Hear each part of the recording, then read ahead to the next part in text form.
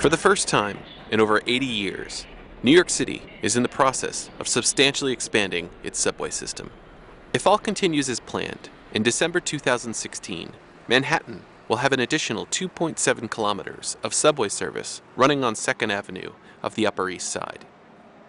This is the first real project we've done in New York since the 1930s that really expands the coverage of the system pretty dramatically.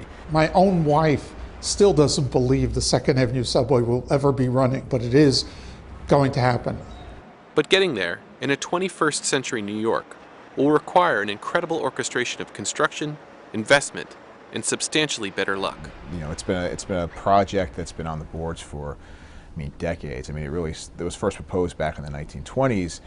Really the whole history of the 2nd Avenue subway is they start to plan it and then you have a major crisis, whether it's a financial crisis or if it's a war that happens. During the second iteration of the 2nd Avenue subway line, the city got as far as introducing 10 prototype cars in 1949.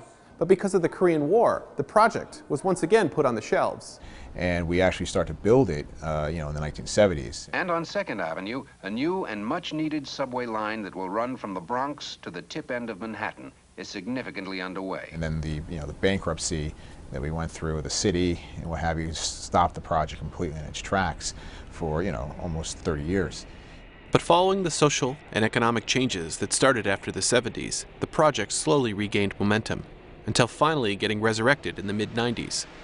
And the first portion of the project, known as Phase 1, was given the final go-ahead in 2006. It's estimated that the completion of the first phase of the 2nd Avenue project will serve over 200,000 riders. But it's unclear if Phase 2, 3, and 4 will be able to find the funding to reach completion. While Phase 2 will be able to incorporate the work that was started in the 70s, if the history of this project is any indication, the longer you wait, the more expensive the project will be.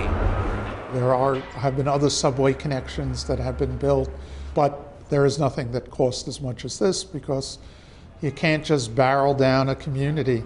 You can't open the street. The old days, it was cut and cover. You built a shaft, sidewalks were an island on one side and the other side, and you had just a gaping hole. And then you covered it up and you let the workers work below that. You can't do that anymore. Making matters more complicated, this project moves underneath the city's most densely populated areas. According to the city's transit authority, there are 217 tracks in the United States where 100,000 or more people live within 1 square mile. 211 of those tracks are in Manhattan. So every aspect of this project is made exponentially more difficult and substantially more expensive. Upon completion, it is estimated that the first phase will have cost nearly $4.5 billion, not only exceeding initial estimates, but raising questions about funding for the 3 additional phases. We're lucky we have the first phase. Breaking into phases was just a simple way of spreading the money out and making it more palatable to those who, one, have to provide taxes for the matching funds locally and for the federal government. How important is the role of the federal government going forward? I know the federal government contributed about 30% for Phase 1. How important? I think that is extremely important, that that seed money, although it's only 30%, gives one the boost and impetus to move forward and do other things. And money, as you know, is susceptible to political winds. We do not have the ability at this point to attract private investors that would want to invest in a mass transit system. Mass transit systems, unfortunately, are not self-sustaining. But New York City is changing, and it's changing fast. It was recently reported that the population had reached its highest levels in 60 years. And a recent report from the mayor's office estimates that the population will continue to grow by 1 million people in the next 17 years. If you don't improve the subways, they won't come. You won't get the 1 million people. New York will lose population. It will lose employment. It'll go first to New Jersey, then to other states. So New York will lose some of its gloss, and it might lose some of its value. There's some interesting phenomena that I have never seen in my 45 years or more, if you count the cab driving time as a transportation professional. The latest generation is driving less. It's the first time. They're not driving 2% less, they're driving 12 to 14% less. They are getting their driver's licenses later or not even getting driver's licenses. And so there is a whole move towards cities that offer really good transit. And the message for a lot of these suburbs is you're losing your young. And in New York City, the young are riding the subways at near record levels. Transit is really the most popular it's been for 30 or 40 years.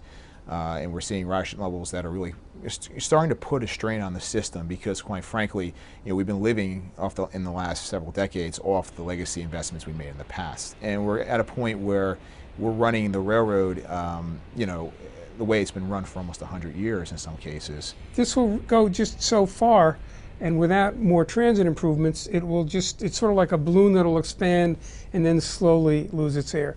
And New York would not be what it is today if money were not invested in the infrastructure that we have. Have you been here when we had a transit strike? Nothing moves.